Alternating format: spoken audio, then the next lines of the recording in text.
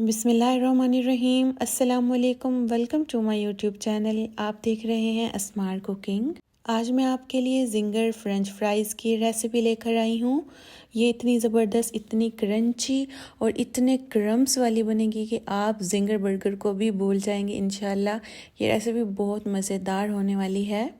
Video को start करने से पहले जल्दी से मेरे चैनल को सब्सक्राइब कर दें, लाइक कर दें और कमेंट करना मत भूलिएगा। चलिए आइए वीडियो स्टार्ट करते हैं। यहाँ पर मैंने 4 अदद आलू ले लिए। इनको मैंने अच्छे से पहले वॉश कर लिया था। आलू आपने थोड़े से हार्ड वाले लेने हैं क्योंकि उससे जो फ्राइज़ है वो बहुत ज़बरदस्त बनती है। इनको अच्छी तरह से छील लेने के बाद इनकी ज़बरदस्ती कटिंग कर लेंगे। इनकी कटिंग आपने इस तरह से करनी है कि पहले इनको आपने स्लाइस में कट कर लेना है और फिर इजीली इनकी फ्राइज़ जो है वो बनती जाएगी। और इसकी फ्राइज़ बनाना बिल्कुल भी मुश्किल नहीं है। पहले इनको स्लाइस में कट कर लेंगे। स्लाइस में कट करने के बाद इनकी फ्राइज़ जो है हम बनाते जाएंगे। ये ज़बरदस्ती इनकी कटिंग आपने सेम रखनी होती है ताकि जब फाइनल लुक आए तो इसकी जो लुक है वो बहुत ज़बरदस्त लगे, क्योंकि लुक्स भी जो होती हैं वो खाने में मैटर करती हैं, खाने की प्रेजेंटेशन मैटर करती है। यहाँ पर हमने कटिंग कर ली है। आप देखिए कितनी शानदार कटिंग हुई है। अब एक बाउल में पानी डालकर हमने जो फ्राइज़ काट के रखी है उसमें डाल देंगे ताकि आलू का स्टार्च रिमूव हो जाए। तो एक बाउल में हम 1.5 कप मैदे का ऐड कर देंगे। मैदे को अच्छी तरह से पहले मैंने छान लिया था। आप चाहें तो 1 कप मैदा भी यूज़ कर सकते हैं अपनी क्वांटिटी के मुताबिक।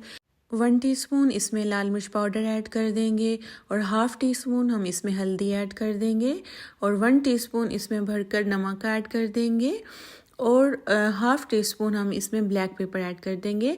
बस इसमें जस्ट 4 मसाले जाएंगे। अब हम इसको अच्छी तरह से मिक्स कर लेंगे।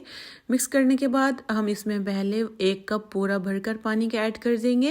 अगर आपको लगे कि बैटर अभी थिक है तो हम थोड़ा सा पानी और मज़ीद ऐड कर देंगे। बैटर को हमने बहुत ज़्यादा पतला भी नहीं कर लेना और बहुत ज़्यादा गाढ़ा भी नहीं कर लेना। यहाँ आपको मैं इसकी कंसिस्टेंसी चेक करवा रही हूँ।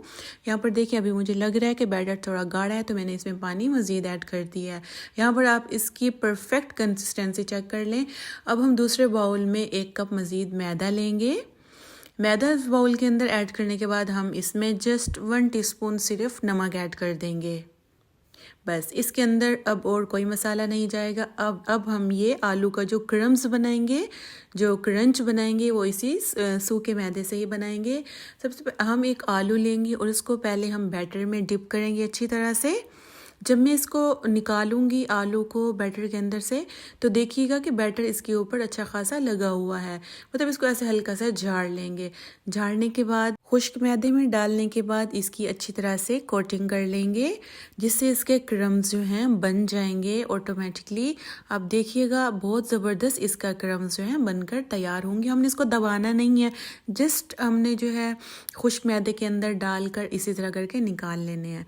इसी तरह से हम सारे जो हैं बना लेंगे। इसमें बिल्कुल भी टाइम नहीं लगता।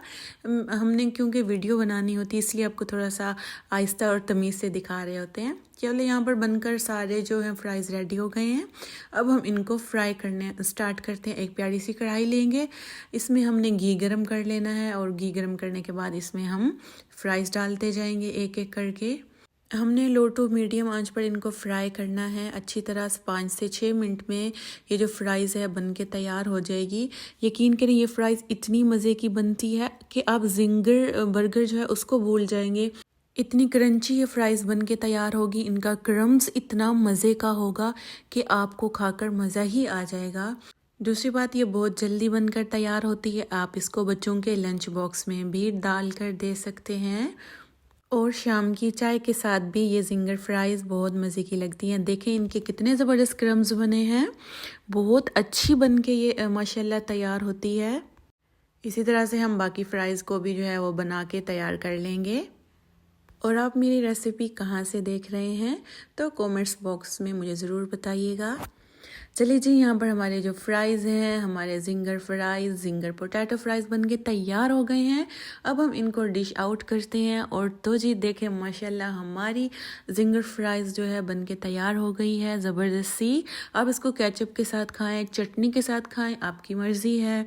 और यकीन जाने ये फ्राइज़ इतनी क्रंची और इतनी मज़ेदार, इतने क्रम्स वाली बन के तैयार हुई है माशाल्लाह कि आपको खा के मज़ा ही आ जाएगा। उम्मीद है कि मेरी आज की रेसिपी आपको बहुत अच्छी लगी होगी। अगर रेसिपी अच्छी लगी है तो वीडियो को लाइक करना मत भूलिएगा, कमेंट्स करना भी मत भूलिएगा और मेरे चैनल को सब्सक्राइब कर लें। मिलती हूँ मैं आपसे नेक्स्ट वीडियो में, तब तक के लिए मुझे इजाज़त दें। अल्लाह हाफिज़।